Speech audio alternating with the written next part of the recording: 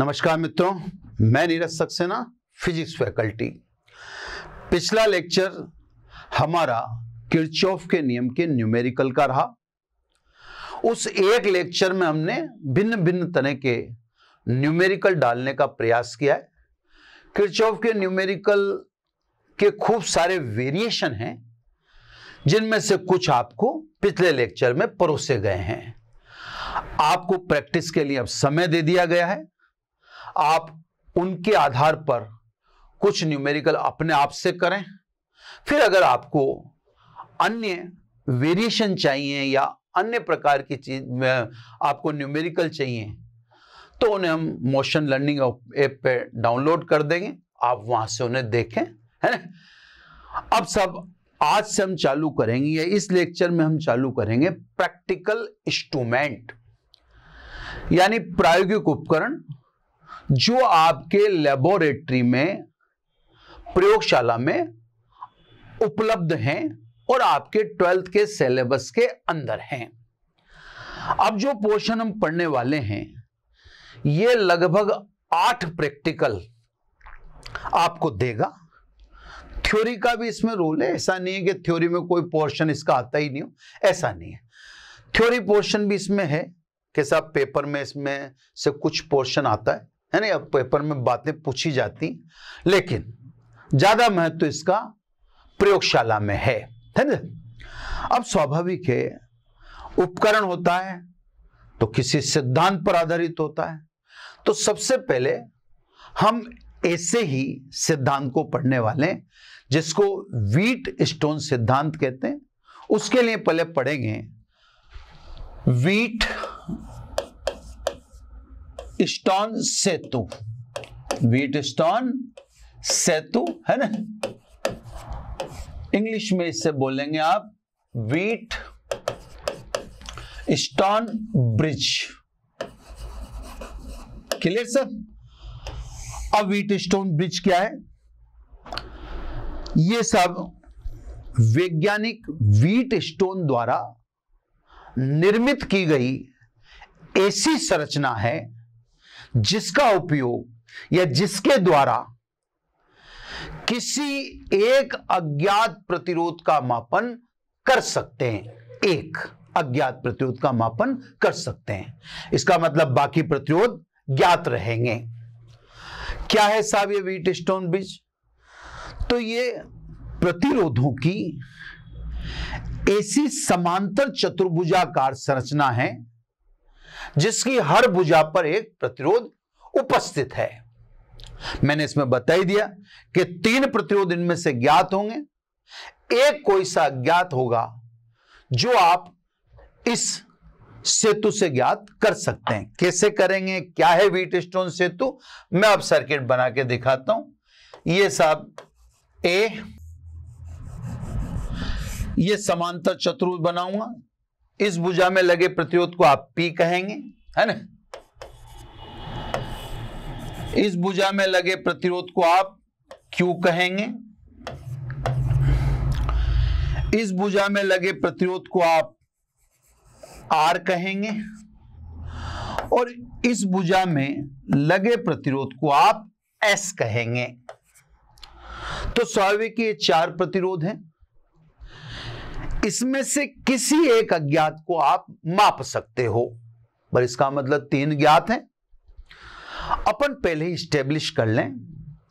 अपन क्या करेंगे, इसमें से P को ज्ञात मान लेते हैं, Q को ज्ञात मान लेते हैं और R को ज्ञात मान लेते हैं। मतलब कहने का अपन ने एक उद्देश्य ले लिया कि भाई S अपने को ज्ञात करना है। व्हीट स्टोन तो ऐसा नहीं कहते। व्हीट स्टोन तो कहते हैं किन्हीं 3 ज्ञात के द्वारा एक अज्ञात को आप माप सकते हो इस संरचना से, जिसको मैं बनाने जा रहा हूं और जिसको हम व्हीट स्टोन सेतु कहते हैं, है ना। तो वो संरचना आपके सामने, लेकिन फिर अपन कंफ्यूज हो जाएंगे, अपने को थोड़ा सा दिक्कत होगी। इसलिए मैंने पहले ही कह दिया P, Q, R को अपन ज्ञात मान लेते हैं, और S अपने को लिए अज्ञात है, उसको अपन ज्ञात करना है। अब इस संरचना में साहब ये समांतर चतुर्भुज प्रतिरोधों वाला बन गया। इसके एक विकर्ण B और D, इसके बीच में आप गैल्वेनोमीटर जोड़ेंगे और एक दाब कुंजी जोड़ेंगे की, है ना, सिंपल स्विच मान लो आप, दाब कुंजी जोड़ेंगे, क्लियर।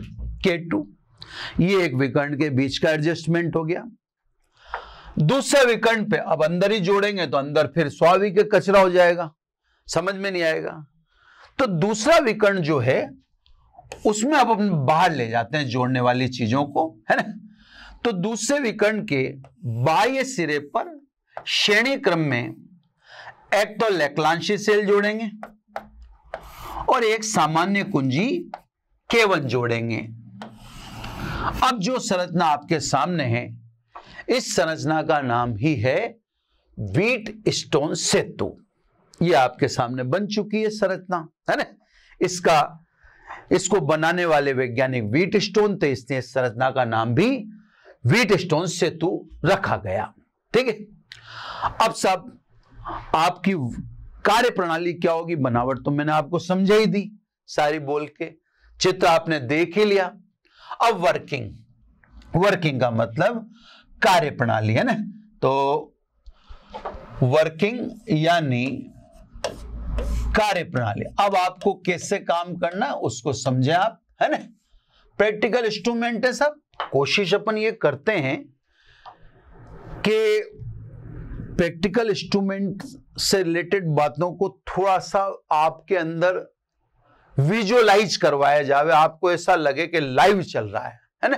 कोशिश की जाती है, लेकिन देखो इंस्ट्रूमेंट तो फिर जब तक आप नहीं देखेंगे तब तक स्वाभाविक आप कंफ्यूज जाएंगे। तो मेरी आपको सलाह है कि जब इंस्ट्रूमेंट आएगा, अभी तो सिद्धांत चल रहा है, जब इंस्ट्रूमेंट आएगा तो मैं तो ठीक है मेरे बतौर समझाऊंगा, लेकिन आप गूगल पे इमेज पर इंस्ट्रूमेंट को एक बार कलर उसका फोटो भी देख लीजिएगा, ताकि मेरी बात आपको हूबहू गले उतर जावे, ठीक है साहब।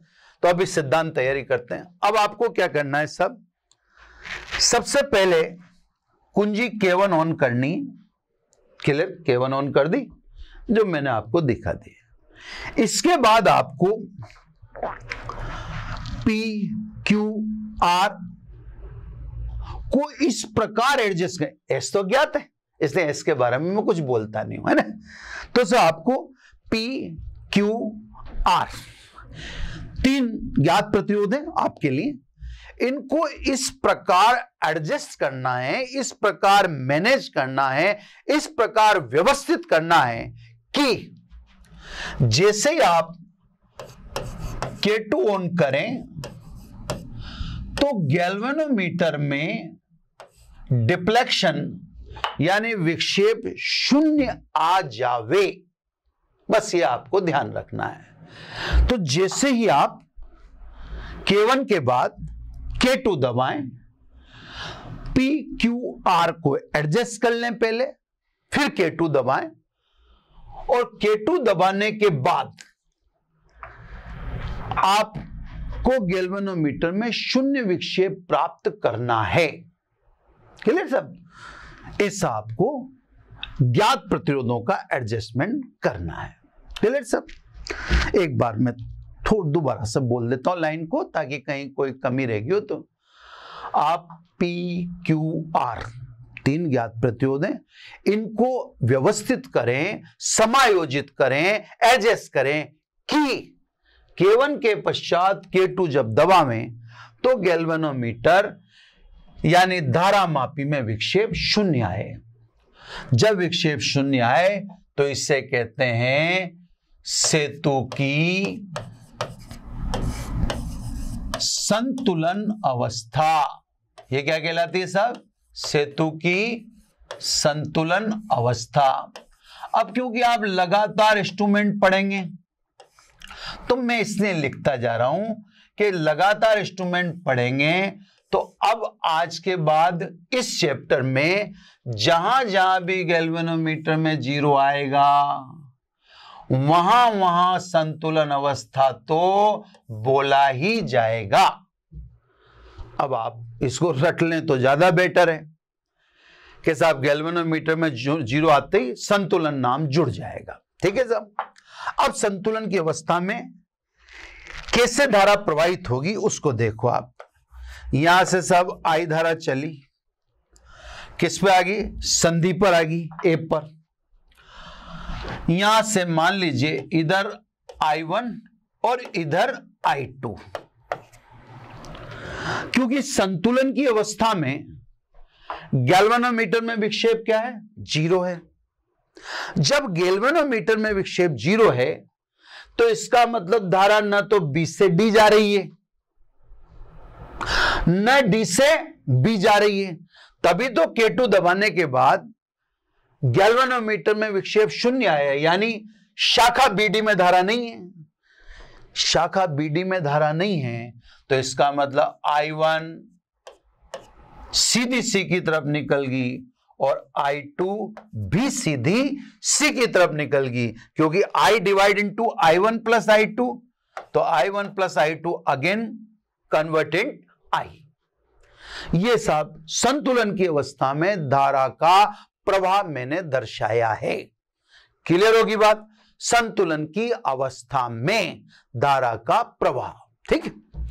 अब इस समय सब B और D शाखा, जिसमें गैल्वेनोमीटर लग रहा है, में धारा नहीं है।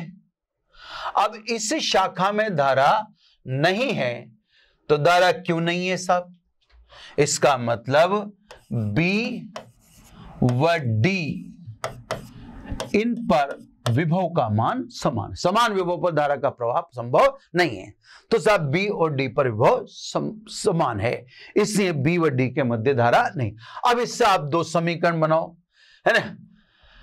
अतः पहली समीकरण में दोनों ओर से VA में से घटा दो, ये VA माइनस VB और VA माइनस VD। एक समीकरण तो ये बनाई।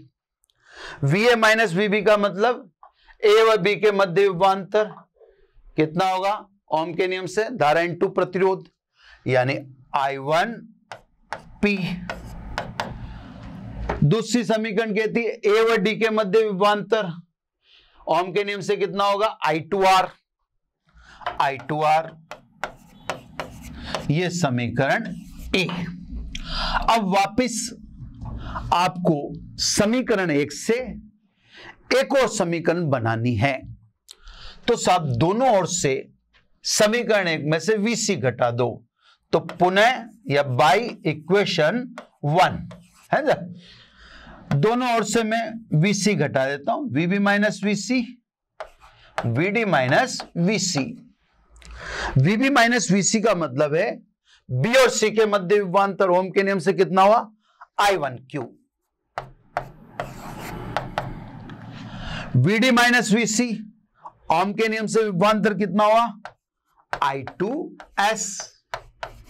तो ऐसे सब हमने संतुलन की अवस्था में जानकारी से के साथ संतुलन की अवस्था में विभव समान, इस जानकारी से दो समीकरण बनाए A तथा B।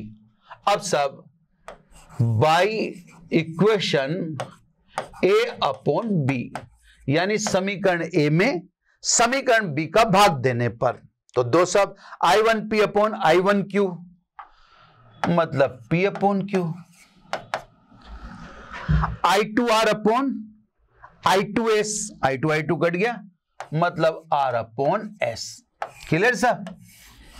P अपॉन Q बराबर R अपॉन S। इसे व्हीटस्टोन सिद्धांत कहते हैं। व्हीटस्टोन सिद्धांत कहता है कि इस व्हीटस्टोन सेतु में अगर मध्य वाली शाखा में धारा नहीं है तो प्रतिरोधों का अनुपात P अपॉन Q बराबर R अपॉन S होगा, है ना। इसका उल्टा भी सत्य है।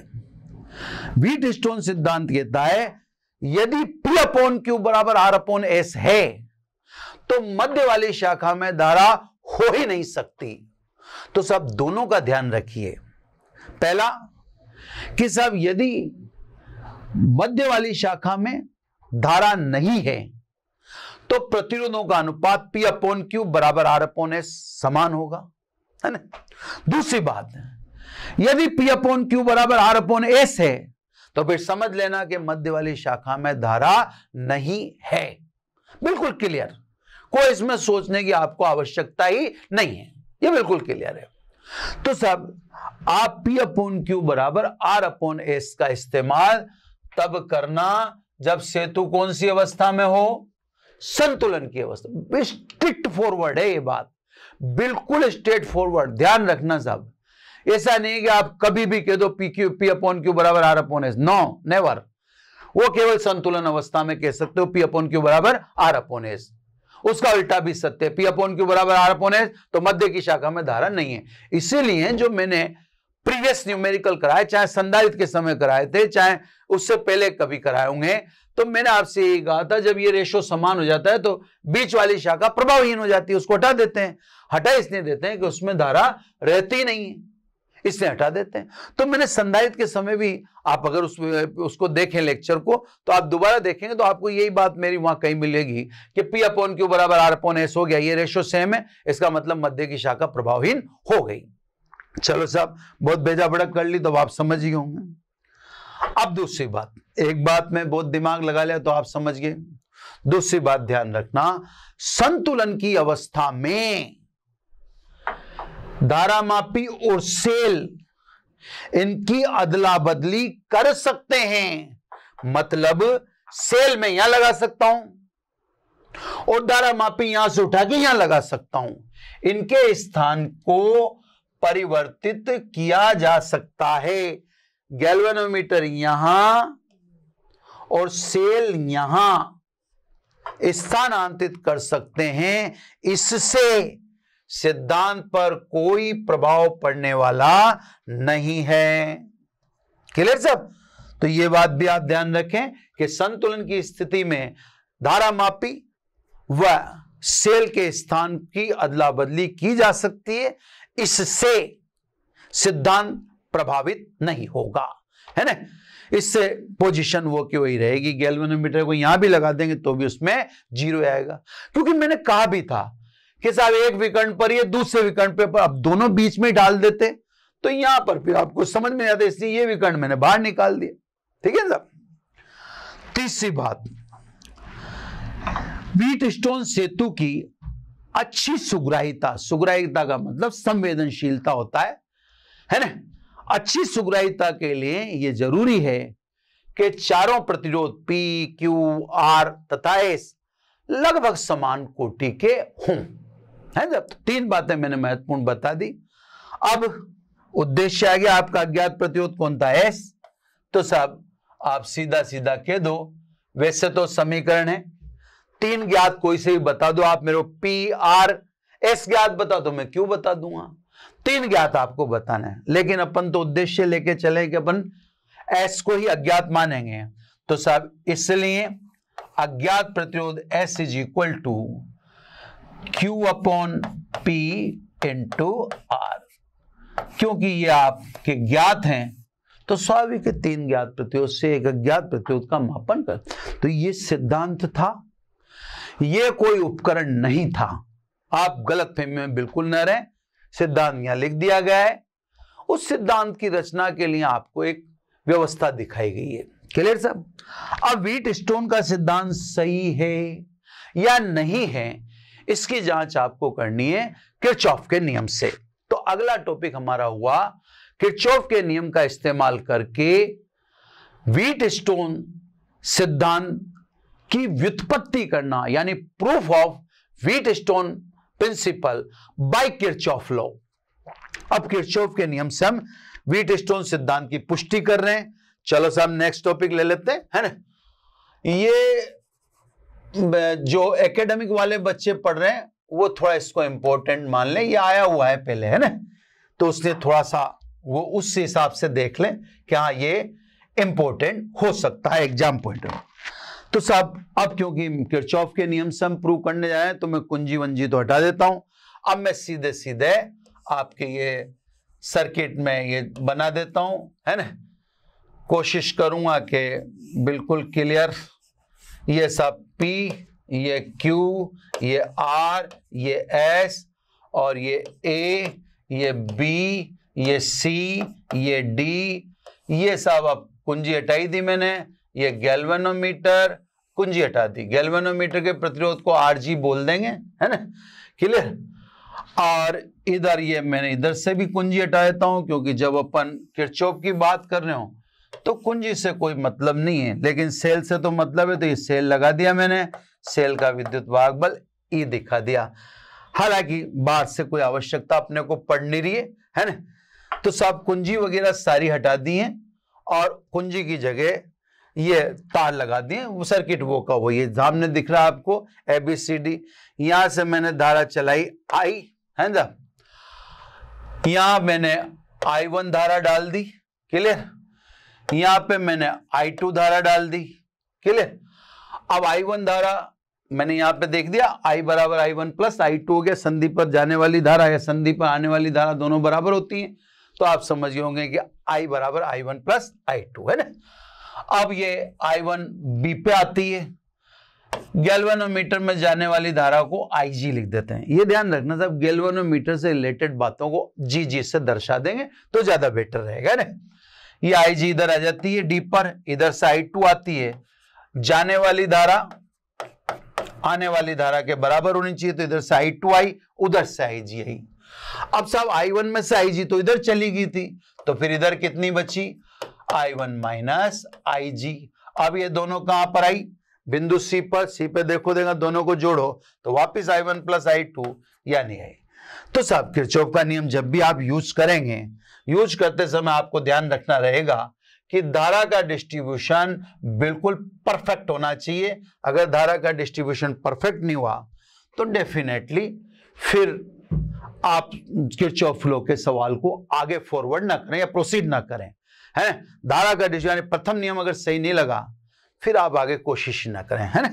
चलो साहब ये लूप 1 ले लेता हूं जैसा पहले लिया था, है ना। ये लूप 1, दिशा अब मैटर नहीं करती अपने लिए, दिशा कुछ भी ले लो, है ना। तो सब लूप 1 से इक्वेशन बनाते हैं।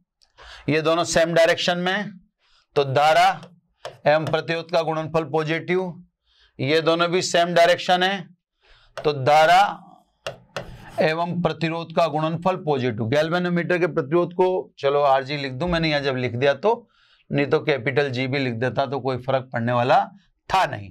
चलो IG Rg, क्योंकि गैल्वेनोमीटर के रेजिस्टेंस को मैंने Rg दिखा दिया और धारा को IG, दोनों एक ही डायरेक्शन में थे, लेकिन ये दोनों अपोजिट डायरेक्शन में। आप देखो R में देखो, ये व्हाइट नीचे और येलो ऊपर, तो दोनों अपोजिट है, अपोजिट दो माइनस I2 इंटू R।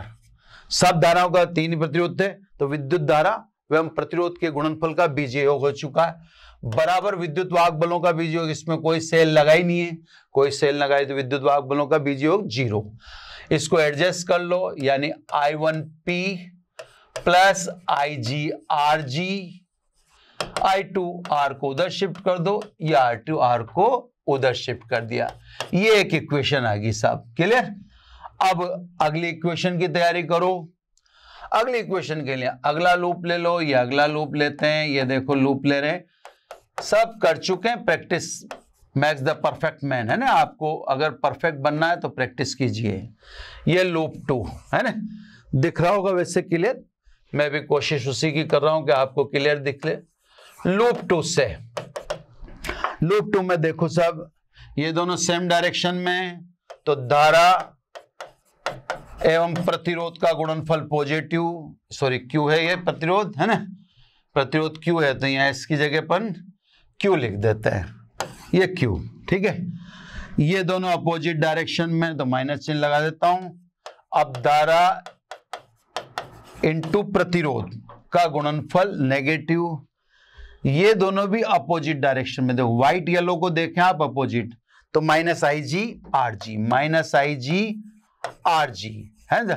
ये 3 प्रतिरोध इसमें लग रहे हैं, तो धारा एवं प्रतिरोध के गुणनफल का बीजगणित योग दिखा दिया मैंने। अब विद्युत वाहक बलों का बीजगणित योग, तो इसमें कोई सेल लग नहीं रहा, इसमें विद्युत वाहक बलों का बीजगणित योग 0। इसको थोड़ा सा मैं जमा लूं, देखो I1Q minus IGQ minus IGS minus IG RG, तो माइनस IG में बाहर ले लूं, अब क्या बच जाता है Q plus S plus RG, ये आप कॉमन लेके खुद भी देख सकते हो, मैंने ऐसे। अब माइनस I2S, माइनस का एक ही पद रहा I2 में, इसको मैं उधर शिफ्ट कर देता हूं, ये I2S। क्लियर साहब? ये लूप 1 और लूप 2 से मैंने दो इक्वेशंस ले ली हैं। अब सब देखो ध्यान से, क्योंकि सेतु की संतुलन अवस्था में, है ना, संतुलन अवस्था किसे कहते हैं? जिसमें गैल्वेनोमीटर में 0 आता है या गैल्वेनोमीटर में विक्षेप 0 आए तो उसको संतुलन ही कहते हैं। रट लो, समझ लो, जो भी आप करो, है ना। तो क्योंकि संतुलन अवस्था में गैल्वेनोमीटर में धारा क्या होनी चाहिए? IG बराबर 0 होनी चाहिए। इसलिए समीकरण 1 व 2 के अनुपात से, अब देखो सब, समीकरण 1 पे आ जाओ, I1P लेफ्ट साइड में ये 0 हो गया। चलो अब 2 में आओ, I1Q, ये वाला पार्ट 0 हो गया क्योंकि IG बराबर 0। अब राइट साइड में आओ, इधर क्या है? I2R और इधर क्या है? I2S। I1 से I1 कट गया, I2 से I2 कट गया, यानी बिल्कुल क्लियर आ गया।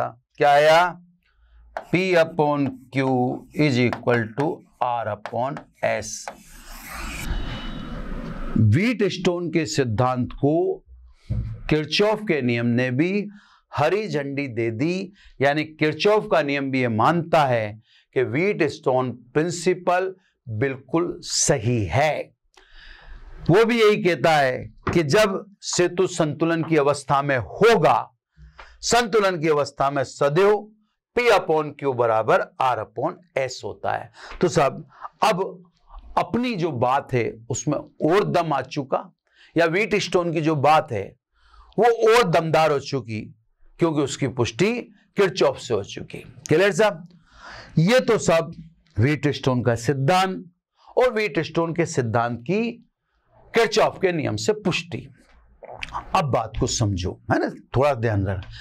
अभी तक पढ़ा था अपन ने सिद्धांत, इंस्ट्रूमेंट थोड़ी पढ़ा है। अब पढ़ेंगे अपन इंस्ट्रूमेंट।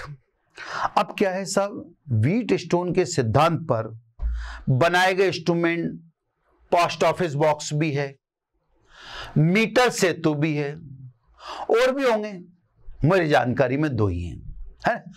पोस्ट ऑफिस बॉक्स अपने सिलेबस में नहीं है, तो इसका मतलब अपने को केवल मीटर ब्रिज यानी मीटर सेतु पढ़ना है, जो किस सिद्धांत पर आधारित है? व्हीटस्टोन के सिद्धांत पर। मैं पुनः याद दिला दूं, व्हीटस्टोन का सिद्धांत है कि P/Q बराबर R/S तभी होगा जब गैल्वेनोमीटर में विक्षेप 0 हो। इसको आप थोड़ा सा ध्यान में रखें। तो सब अब इंस्ट्रूमेंट पढ़ने जा रहे हैं। अभी तक सिद्धांत पढ़ रहे थे, है ना। व्हीटस्टोन सेतु को इंस्ट्रूमेंट नहीं है, ये मात्र प्रिंसिपल है। अब इस पर आधारित या इसके सिद्धांत पर आधारित उपकरण पढ़ने जा रहे हैं। इस उपकरण का नाम है हिंदी में ये लो मीटर सेतु, यानी मीटर ब्रिज। ये सब और बेटर चीज है ना। कंफर्टेबल है, कंफर्टेबल अब आपको तो नहीं लगेगा, लेकिन है तो मोर कंफर्ट देन सेतु, है ना। चलो खैर, अब इसके आपके सिलेबस में 3 से 4 प्रैक्टिकल है। अज्ञात प्रतिरोध का मापन मीटर सेतु से करें, श्रेणी क्रम व समांतर क्रम की पुष्टि मीटर सेतु से करें। तो ये 3 प्रैक्टिकल तो आपके सिलेबस में लैब में अवेलेबल हैं। अब ध्यान से समझना सब, क्योंकि इसकी पहली लाइन ही यही है कि ये व्हीटस्टोन के सिद्धांत पर आधारित उपकरण है। क्लियर सब?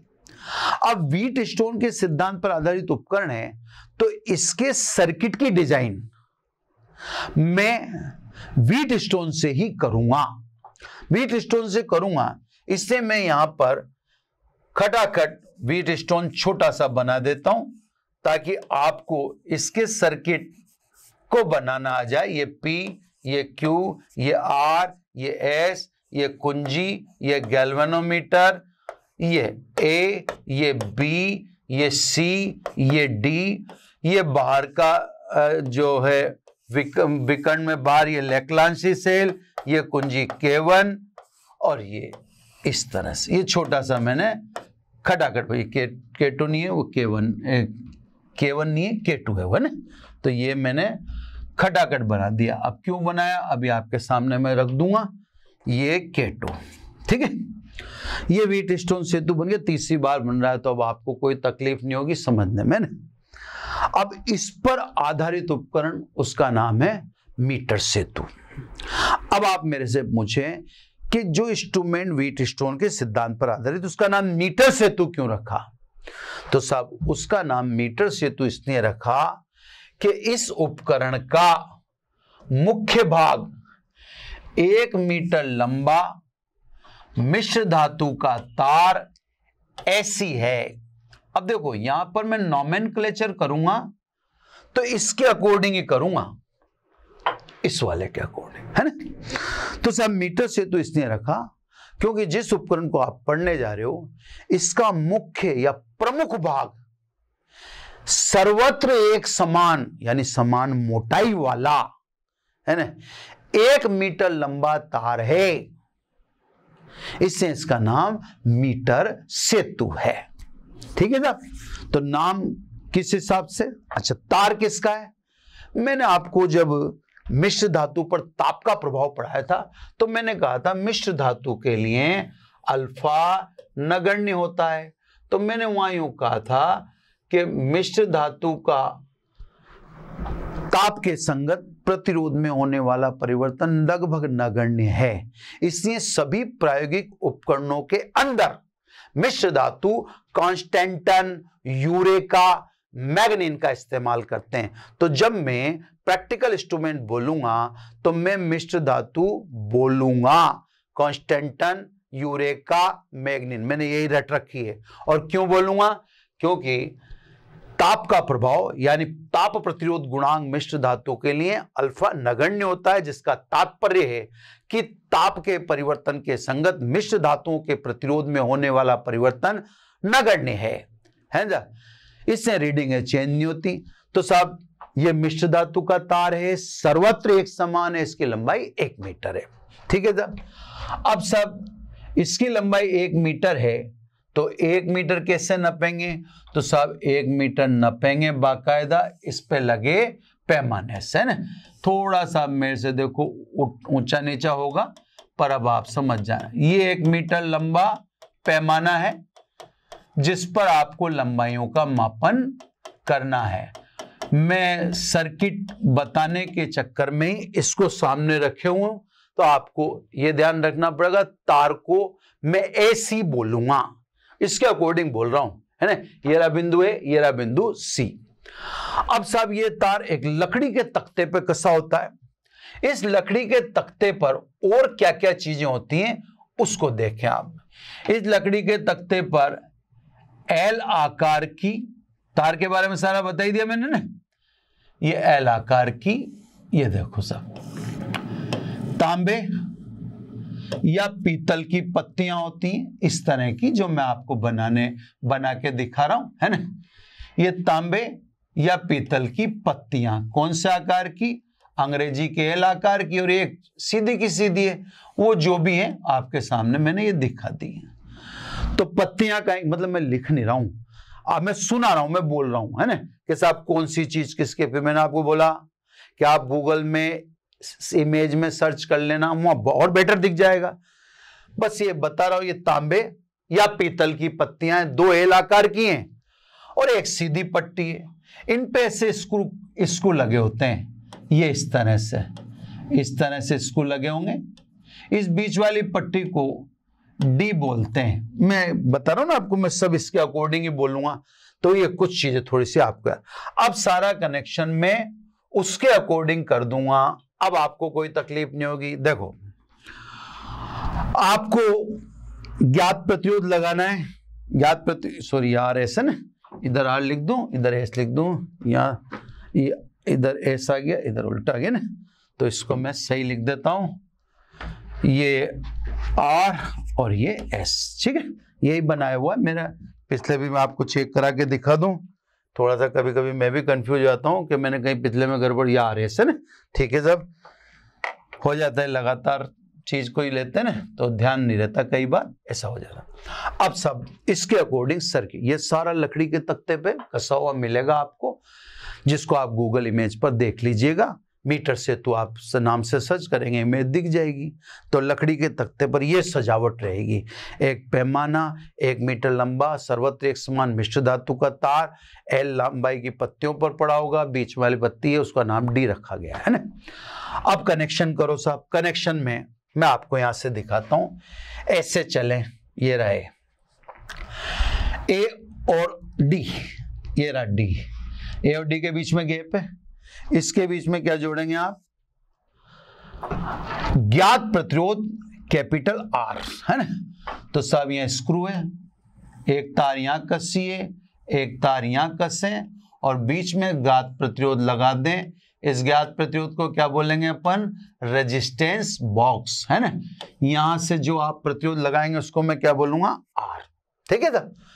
तो इसको हिंदी में बोलते हैं प्रतिरोध बॉक्स है ना। इसमें से जो भी आप निकालते हैं वो सब ज्ञात होता है, टेंशन लेने की जरूरत नहीं है। देखो ये शाखा ऐसी की ऐसी आ गई और उधर क्लियर भी दिख रही है, ठीक है। डी और सी, डी एरा और सी एरा, इन दोनों पत्तियों के बीच में भी गैप है, यहां पर आप जोड़ेंगे अज्ञात प्रतिरोध एस। एक्सटर्नल आपको एक तार देता है कि साहब इसका प्रतिरोध ज्ञात करके आए, तो जो तार आपको दिया जाएगा उसको आप इन दोनों के बीच यहां पर कस लीजिएगा। ये भी हो गया साहब कंप्लीट, अभी तक कोई तकलीफ नहीं आ रही। अब आ जाओ बाहर की तरफ, बाहर में ए व सी के बीच लेक्लांशी सेल जुड़ रहा है, ये देखो लेक्लांशी सेल जुड़ रहा है ना। कुंजी K1 है, कुंजी K1 को K ही कह दो, मैं आपको बता दूंगा क्यों, है ना। और एक श्रेणी क्रम में आप जोड़ दो धारा नियंत्रक, धारा नियंत्रक रियोस्टेट इसको बोलते हैं, धारा नियंत्रक, इसको RH लिखते हैं, हिंदी में इसे बोला जाता है धारा नियंत्रक। कहां देखेंगे, ये गूगल में देख लेना धारा नियंत्रक कैसा होता है ना। धारा नियंत्रक आप कहेंगे कि साहब आपने वहां तो जोड़ ही नहीं रखा था। अरे तो भैया धारा नियंत्रक है जो धारा को नियंत्रित करने का कार्य करता है, आप उसका यूज करें तो करें, नहीं करें तो नहीं करें। अभी कोई साइकिल है, उसमें पीछे की सीट है, अब आप कहेंगे मैं तो अकेला ही जाता हूं, पीछे की सीट हटा दो। अरे भाई लगी हुई तो लगी रहने दो, कोई कभी बैठने वाला हो तो बैठ जाएगा, नहीं तो आप सीट पे बैठे रहना, आप मत बिठाना किसी को पीछे। लेकिन वो तो एक सुविधा है ना। तो साहब किसी सर्किट को मैंने सुविधा दे रखी है, उससे आपको कोई परेशानी होनी ही नहीं चाहिए। तो साहब धारा नियंत्रक आप किसी भी सर्किट में यूज कीजिए, वो धारा को कम ज्यादा यानी कंट्रोल करने का काम करेगा, उसका कोई मिसयूज कर ही नहीं सकता है ना। तो वो कोई सर्किट में ऐसा है ही नहीं कि साहब उसके लगने से कुछ फर्क पड़ जाएगा।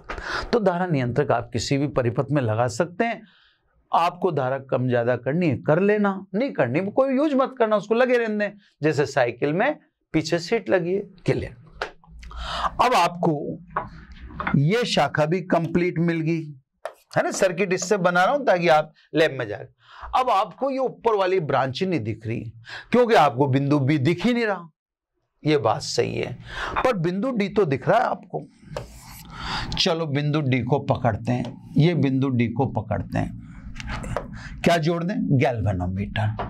ये जोड़ दिया मैंने गैल्वेनोमीटर। गैल्वेनोमीटर के संदर्भ में ये ध्यान रखें कि गैल्वेनोमीटर के समांतर क्रम में अल्प प्रतिरोध का तार या पत्ती जोड़ी जाती है। अल्प प्रतिरोध के तार या पत्ती को शंट कहते हैं, है ना। ये अंट शंट वाला शंट नहीं है, ये शंट है, जिसको मैं किसी और कलर से लिखने वाला हूं, शंट। ये सब गैल्वेनोमीटर के प्रोटेक्शन के लिए है। हम एक बाईपास दे देते हैं, ये गैल्वेनोमीटर के बाईपास दे दिया है ना। जब भी आपने देखा होगा आपके शहर में जहां जिस सड़क पर ज्यादा रश होता है वहां पर ओवरब्रिज बना देते हैं। ओवरब्रिज बनाने में क्या मजा आता है? कुछ मजा नहीं आता, ट्रैफिक डिवाइड हो जाता है। तो हमने बाईपास दे दिया, धारा को दो पथ दे दिए, गैल्वेनोमीटर से और ऊपर से शंट की तरफ से। शंट अल्प प्रतिरोध के तार या पत्ती को कहते हैं। अल्प प्रतिरोध का तार या पत्ती शंट कहलाती है। अब प्रतिरोध अल्प है तो ज्यादा धारा किसमें जाएगी? क्योंकि अपन जानते हैं I is proportional to 1/R। जिसका प्रतिरोध अल्प होगा ज्यादा धारा उसमें जाएगी। अब ज्यादा धारा किसमें चलेगी? शंट में। तो गैल्वेनोमीटर प्रोटेक्ट हो गया। गैल्वेनोमीटर बहुत संवेदनशील उपकरण है, तो उसको प्रोटेक्शन रखना, उसका प्रोटेक्शन रखना जरूरी है। रख दिया, चलो सब है ना। अब अभी तक भी अपने को बिंदु डी से चल गए, गैल्वेनोमीटर जोड़ दिया। अब गैल्वेनोमीटर जोड़ दिया तो यहां से आप जोड़ो कॉपर का बहुत लंबा तार। ये तार आके टिकेगा मुख्य तार, 1 मीटर लंबे तार एसी पर। यही मुख्य तार था है ना, इस पे आके टिकेगा। जहां ये टिकेगा उसको क्या बोल देना? बिंदु बी। ये बिंदु बी। अब आप कहेंगे साहब कुंजी K2 तो आई नहीं। अरे साहब आपने घर में गांव में कभी जब मोटर वोटर चलाते हो तो मोटर वोटर चलाते हो तो आपने ऐसे नहीं देखा कि 2 तार खुले, ये टच कर दिए तो पंखा ऑन हो गया, अलग कर दिए तो पंखा ऑफ हो गया। तो ये 2 तार जो खुले हैं इसको भी तो आप की कहेंगे, टच करते ही मोटर ऑन होगी है ना। साहब ग्रामीण परिवेश के मान लीजिए, तो आप गांव में भी तो देखते हैं कि साहब हम वहां कौन सा स्विच लगाते हैं है ना, 2 तार खुले रख देते हैं, दोनों को टच करते ही लाइट ऑन, मोटर ऑन, दोनों को अलग करते मोटर ऑफ। तो साहब यहां पर जब मैंने इस तांबे के तार को मुख्य तार एसी पर रख दिया, एसी को मैं लिख देता हूं अलग से, मुख्य तार है साहब है ना, ये मुख्य तार है, इसी के नाम पर मीटर सेतु पड़ा है इसका है ना। तो इसको थोड़ा सा अलग से देखा करें आप। तो ये मैंने अब बी पे टिका दूंगा, जैसे टच करा दूंगा तो कुंजी ऑन, हटा दूंगा कुंजी ऑफ। तो यहां पर एक सामान्य, इसको कहते हैं विसर्पी कुंजी कहते हैं। तो यहां पर जिस कुंजी का इस्तेमाल करते हैं इस कुंजी को बोलते हैं विसर्पी कुंजी है ना साहब, या जोकी बोल दो आप है ना। तो साहब यहां पर जो कुंजी कनेक्ट है वो विसर्पी कुंजी या जोकी कहलाती है, ठीक है ना। तो उसमें कोई परेशान होने वाली बात नहीं, वो मैंने आपको समझे। अब हर जगह तो अपन इसको जे लिखा करेंगे, लेकिन यहां पर तो इससे कॉपी कर रहा हूं तो मैंने बी लिख दिया, ठीक है साहब। अब आपको बी दिख गया। अब आप बाकी कौन कौन सी चीज बकाया रही उसको देखो खटाखट। ए और बी के बीच में पी बकाया रहा, तो ये ए तो ये रहा और बी तार पे रहा, इसका मतलब प्रतिरोध पी तार पर है, ये भी कंप्लीट हो गया। अब बी और सी के बीच में कौन है? क्यू। बी और सी के बीच में ये क्यू है, इसका मतलब प्रतिरोध क्यू भी तार पर है। तो 2 प्रतिरोध तार पर हैं, एक तो पी और एक क्यू। ये सब बनावट व्हीटस्टोन के सिद्धांत पर मीटर सेतु आधारित उपकरण है, जिसको मैंने हर तरह से आपको तुल्यता समझा दी है। सिद्धांत भी वो का वही रहेगा और उसी से मैंने सर्किट बना के दिखा दिया है। लाइव आपको देखना है तो मैंने आपको बता ही दिया, लाइव भी दिख जाएगा, ऐसी कोई प्रॉब्लम नहीं है। और मैंने आपको सबसे अच्छा तरीका बताया, इधर उधर देखने की आपको आवश्यकता ही नहीं है। मोशन लर्निंग ऐप डाउनलोड करो, वहां सब दिखा देंगे आपको, कोई प्रॉब्लम नहीं है, ठीक है। अब आ जाइए सब वर्किंग कैसे रहेगी है ना। तो साहब अब वर्किंग की बात करें, बाकी बातें तो कर ली। कार्य प्रणाली पन्ना मेरे को चेंज करना पड़ेगा, इसलिए मैं देखो मेरी कोशिश रहेगी कि बात को वहां ठहरा दूं जहां आपको समझ में आ जाए, ठीक है। आपको सबसे पहले क्या करना है मैं आपको समझाता हूं। सबसे पहले आप कुंजी के ऑन कीजिए, ये धारा की सप्लाई जाएगी, ये सप्लाई यहां से डिवाइड होगी, समांतर क्रम आ गया ना, ये सप्लाई यहां से डिवाइड होगी वापस यहां जाएगी, ठीक है। तो सबसे पहला काम आपको कुंजी के ऑन करना है। मैं आपके यहां लिखता भी जाता हूं ताकि ऑन रिकॉर्ड हो जाएगा। के ऑन करें, है ना। तत्पश्चात, या आप ऐसा करें, पहले ऐसा उल्टा बोल दें, थोड़ा सा वो बेटर नहीं लगेगा, मैं आपको ऐसे समझाता हूं ना। सबसे पहले आप क्या करें, आरबी में से अल्प प्रतिरोध निकालें। अब अल्प प्रतिरोध का मतलब 2 ओम भी हो सकता है, 4 ओम भी हो सकता है, 6 ओम भी हो सकता है, या 1 ओम भी हो सकता है, 2 ओम भी हो सकता है, वो आप देख लेना। लेकिन सबसे पहले आप आरबी में से कोई निश्चित प्रतिरोध निकाल लें। चलो मान लीजिए अपन ने एक डिसाइड कर लिया कि हमने वो निश्चित प्रतिरोध कितना निकाल लिया, 2 ओम। आपको बता ही दिया 1 ओम भी निकाल सकते, 3 ओम भी निकाल सकते, 4 ओम भी, वो आपकी इच्छा है। चलो सब, अब आप कर दें कुंजी के ऑन। क्लियर? ये 2 काम हो गए। अब आपको क्या करना है, ये जो जोकी है, इसको विसर्पी कुंजी में कह रहा हूं, और इसका दूसरा नाम क्या है, जोकी, है ना। इसको आप तार, मुख्य तार पर ऐसे सी की ओर सरकाएं। ये जोकी है, इसको ऐसे सी की ओर सरकाएं, ऐसे है ना, ये हाथ है ना। अब हाथ को आप तार मान लो, मैं और तो व्यवस्थाएं कैसे करूं, है ना, मेरे भी पास लिमिटेशन है कैमरे के सामने। तो इस हाथ को तार मान लो, ये ए है, ये सी है, तो आपको ए से सी इसको सरकाना है। अब सरका के क्या करना है, तो मैं आपको देखो समझाता हूं स्टाइल, है ना। ये रहा गैल्वेनोमीटर, ये रहा, है ना। गैल्वेनोमीटर बहुत शानदार उपकरण है, इसमें 0 बीचों बीच होता है। इसकी शानदार होने की एक क्वालिटी ये भी है। अब आपको क्या करना है, देखो साहब, जैसे मान लो आपने ए पे रखा, अब गैल्वेनोमीटर की सुई सपोज यहां है, तो अब आपको क्या करना है, बिल्कुल लाइव आपने जैसे सरकाना है, ऐसे ऐसे चालू कर दिया आपने, सी की तरफ ले आया। अब आपको देखना किधर, जैसे मान लो अब गैल्वेनोमीटर यहां रखा है, तो मैं उधर ही देख रहा हूं, तार की तरफ नहीं देख रहा, मैं देख रहा हूं गैल्वेनोमीटर की तरफ, गैल्वेनोमीटर की तरफ देख रहा हूं। अब जैसे मैं इसको सरकाता जाऊंगा, ये सुई सरकती जाएगी। मुझे कब तक सरकाना है वो आपको बताता हूं। मेरे को तब तक सरकाना है जब तक कि विक्षेप 0 न आ जावे, क्योंकि ये किस पर आधारित उपकरण है, ये व्हीटस्टोन के सिद्धांत पर आधारित उपकरण है। जब तक गैल्वेनोमीटर में 0 नहीं आएगा तब तक कुछ भी होने वाला नहीं है, इस बात को ध्यान रखें। तो साहब मैं ऐसे सीधे सरकाऊंगा, है ना, और देखता कहूंगा गैल्वेनोमीटर की तरफ। तो पहले सुई 2 पे थी, अब जैसे जैसे मैं सरकाता जाऊंगा सुई 0 की तरफ बढ़ेगी। जैसे 0 पे आ गया बस रुक जाओ। मान लीजिए ये यहां पर 0 पर आ गया, क्लियर। तो इस बिंदु को बोलेंगे आप अविक्षेप बिंदु, नोमेनक्लेचर है ना।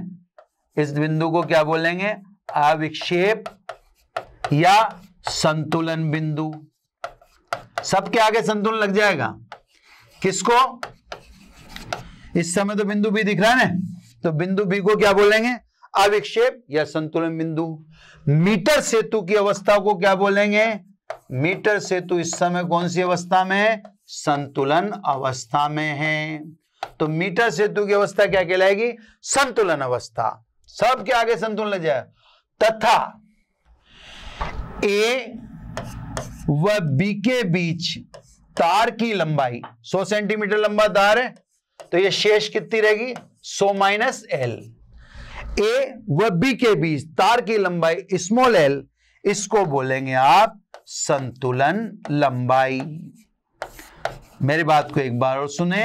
वर्किंग में आपको क्या करना है, आर में अल्प प्रतिरोध लगाकर कुंजी के ऑन कर देनी है, फिर जोकी को ऐसे सी सरकाना है, धीरे धीरे गैल्वेनोमीटर की तरफ झांकना है। जैसे गैल्वेनोमीटर में 0 आ जाए तुरंत रुक जाना है। जहां पर 0 आया उस बिंदु को बोलेंगे अविक्षेप या संतुलन बिंदु। गैल्वेनोमीटर 0 लाना जरूरी है, क्योंकि ये व्हीटस्टोन सिद्धांत पर आधारित उपकरण है। और सेतु की अवस्था को इस समय बोलेंगे संतुलन अवस्था, तथा ए से बी के बीच तार की लंबाई बोली जाएगी स्मॉल एल को बोलेंगे संतुलन लंबाई। 100 सेंटीमीटर लंबा तार है तो ये एल है, तो दूसरी कितनी हुई? 100 माइनस एल हुई। क्लियर साहब?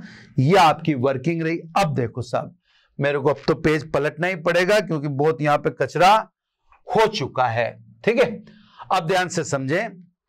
यदि तार की इकाई लंबाई में प्रति, मैं लिख देता हूं ना क्योंकि फिर चक्कर नहीं पड़े। यदि तार की इकाई लंबाई में प्रतिरोध सिग्मा है ना साहब, काम खत्म होने वाला, कोई ज्यादा बचा नहीं। इकाई लंबाई में प्रतिरोध सिग्मा है, ठीक है साहब। तो इकाई लंबाई में प्रतिरोध मैंने बता ही दिया, सिग्मा बता दिया। तार इसने सर्वत्र एक समान रखना था। इकाई लंबाई में प्रतिरोध सिग्मा है, तो बोलो एल लंबाई में प्रतिरोध कितना हुआ? Sigma L. इसी को क्या कहेंगे अपन? पी। 100 माइनस एल लंबाई में प्रतिरोध कितना होगा? 100 माइनस एल इंटू सिग्मा, इसी को क्या कहेंगे? क्यू। भाई पी भी तार पर ही है और क्यू भी तार पर ही है ना। तो सब एल लंबाई में प्रतिरोध सिग्मा एल, ये तो कहलाएगा पी। दूसरा कितना बचा? 100 माइनस एल लंबाई, इकाई लंबाई में प्रतिरोध सिग्मा, तो 100 माइनस एल लंबाई में, है ना। अब सीधी सीधी बात होगी, क्योंकि सेतु की संतुलन अवस्था में, संतुलन अवस्था में है ना, सेतु की संतुलन अवस्था में P अपॉन Q बराबर R अपॉन। अब आप समझ गए होंगे कि ये 0 0 लाना बिल्कुल जरूरी होता है, तभी व्हीटस्टोन सिद्धांत लग पाता है, वरना नहीं। अब तो वैल्यू पुट कर दीजिए साहब, है ना। P की value sigma upon L, Q की value sigma 100 minus L, R non है ही सही, S को अपन अननोन मान रहे, सिग्मा सिग्मा कट गया, इसलिए अज्ञात प्रतिरोध S इज इक्वल टू कितना रहा? 100 minus L upon L into R. ये लो साहब, तो अज्ञात प्रतिरोध जो आपको ज्ञात करने के लिए दिया, जिसको आपने ये D और C के बीच में जोड़ा था, वो आप इस सूत्र से ज्ञात कर लें। बस आपको वह लंबाई चाहिए। R तो भाई आपसे डिसाइड कर लिया था, R कितना रखा था आपने? 2 ओम, तो R तो रख ही दोगे। अब आपको L ही चाहिए। L क्या है? L को अपन कह रहे हैं संतुलन लंबाई, है ना। संतुलन लंबाई क्या है? जिसमें गैल्वेनोमीटर में 0 आ जाए। तो बस आपको ये करना है, ये रुक गया यहाँ पे, गैल्वेनोमीटर में 0 आ गया, ऊपर पैमाने से लंबाई पढ़ लो। मान लीजिए पैमाने से लंबाई 40 सेंटीमीटर। जैसे पैमाने से लंबाई 40 सेंटीमीटर आएगी, आप उस 40 सेंटीमीटर को इसमें रख दो, 40 रख दो, 2 मिनट में प्रतिरोध आ जाएगा, या ज्ञात प्रतिरोध एस आ जाएगा, है ना। यहां बस 40 रखना है, आर तो 2 ले गया। फिर दूसरा सेट ले लेना, आर 3 कर लेना, फिर वापस आपको वही इस पे सरकाना और वह बिंदु प्राप्त करना जिसमें गैल्वेनोमीटर में 0 आ जाए। अब वो लंबाई यहां पे रख देना, लंबाई वही रखनी है जिसमें गैल्वेनोमीटर में 0 आए। तो साहब अज्ञात प्रतिरोध का मापन मीटर सेतु से ज्यादा आसानी से कर सकते हैं। अब कुछ बातें है ना, कुछ बातों में मीटर सेतु की अच्छी सुग्राहिता के लिए, बेस्ट या बेटर सेंसिटिविटी के लिए, कैपिटल R का चयन इस प्रकार से करें कि संतुलन लंबाई लगभग मध्य में आए, लगभग बीचों बीच। अब मध्य में तो आए तो फिर सभी कुछ सेट हो गया, ऐसा नहीं है। बस ये ध्यान रखना संतुलन लंबाई 35 सेंटीमीटर से कम नहीं आनी चाहिए, और उधर देखें तो 65 सेंटीमीटर से ज्यादा नहीं आनी चाहिए, मतलब 35-65 के बीच में या 40-60 के बीच में रहनी चाहिए। जब संतुलन लंबाई 40-60 के बीच में है तो आप समझ लीजिएगा आपका उपकरण बहुत अच्छा वर्क कर रहा है, ठीक है ना। तो उपकरण की अच्छी वर्किंग के लिए आप आर का चयन इस प्रकार करें कि संतुलन लंबाई लगभग तार के मध्य में प्राप्त हो, है ना साहब। इस तरह से आपको थोड़ा सा ध्यान रखना चाहिए। तो इसकी सुग्राह्यता, संवेदनशीलता, इसकी एक्यूरेसी ज्यादा बेटर होगी। अदरवाइज ये तो है नहीं कि साहब 30 सेंटीमीटर आ गया तो आप उसको गलत मान लेंगे, वो तो आ रहा है जो फिर आ रहा है, वो तो फिर फॉर्मूले में पुट करना ही सही। आप फॉर्मूला आपके सामने दे रखा है, उसमें पुट कीजिए, है ना।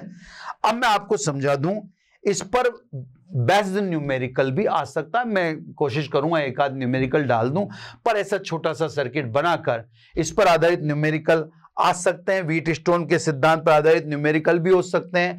जैसे व्हीट स्टोन के सिद्धांत पर आधारित न्यूमेरिकल ऐसे हो सकता है कि साहब P का मान इतना, Q का मान इतना, R का मान इतना, S का मान इतना। अब अलग अलग उसने मान दिए। उसने पूछा संतुलन के लिए S के समांतर क्रम में और कितना प्रतिरोध जोड़े, तो आप समझ जाना P अपॉन Q बराबर R अपॉन S होना चाहिए। तो P अपॉन Q बराबर R अपॉन S होना चाहिए। तो S की वैल्यू आपको पता पड़ी जाएगी संतुलन के लिए। और अब आप इसके समांतर के क्रम में कितना जोड़ें, तो पता जो पड़ जाएगी, उसी को समांतर क्रम में आपको एडजस्ट करना है, तो उसी को आपको कैलकुलेट करना है, तो आप इससे कैलकुलेट। तो इसके सवाल मैं 1 2 4 डालूंगा, कोशिश तो मैं यही करूंगा, लेकिन इस पे भी क्वेश्चन आ सकते हैं। और आपको विशेष रूप से उसका जरूर ध्यान रखना है, मीटर सेतु का, उसमें से भी चित्र वाला न्यूमेरिकल आ सकता है। मैं कोशिश करूंगा कि खटाखट 1 2 कराऊं। अब मैं कुछ आपको बेसिक बातें समझा दूं। बेसिक बातों में आपको इस प्रैक्टिकल में क्या क्या सावधानियां रखनी पड़ती हैं, तो थोड़ा सा मैं सावधानियां समझा देता हूं 2 मिनट में, ज्यादा इसमें समय नहीं लिया जा रहा, बस आपको प्रिकॉशन बता दूं, क्योंकि इसके बाद मेरे को जो उपकरण पढ़ाना है वो उपकरण किंग है, और उस उपकरण की तैयारी के लिए मैं इसको डिटेल में लेना चाहता हूं, वहां भी यही नोमेनक्लेचर आएंगे। तो सबसे पहली बात है, जोकी को तार पर रगड़ के न चलावें। अगर ये जोकी आपने तार पर रगड़ कर चलाई तो काट क्षेत्रफल कम ज्यादा हो जाएगा, यानी तार कहीं मोटा हो जाएगा, कहीं पतला हो जाएगा। और जब तार कहीं मोटा कहीं पतला हो जाता है तो फिर स्वाभाविक है ये कहना उचित नहीं है कि तार की इकाई लंबाई में प्रतिरोध सिग्मा है, फिर तो अलग अलग जगह पर प्रतिरोध अलग अलग हो जाएगा। इसलिए जोकी को एसी तार यानी मुख्य तार पर रगड़कर कभी भी नहीं चलावें। ये प्रिकॉशन नंबर 1। प्रिकॉशन नंबर 2 है कि जब भी आप, ये हमेशा के लिए समझ लीजिए, जब भी आप कहीं भी आप गैल्वेनोमीटर का इस्तेमाल करें, उसको प्रोटेक्ट करने के लिए समांतर क्रम में शंट अवश्य जोड़ें। गैल्वेनोमीटर को प्रोटेक्ट करना जरूरी है, क्योंकि वो बहुत सेंसिटिव उपकरण है।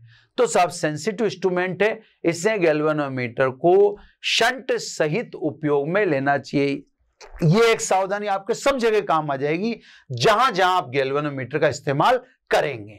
तो साहब गैल्वेनोमीटर जिस भी उपकरण में लगाते हो, ये एक सावधानी पक्का परमानेंट होगी कि इसका उपयोग बिना शंट के नहीं करना चाहिए, मतलब शंट सहित करना चाहिए।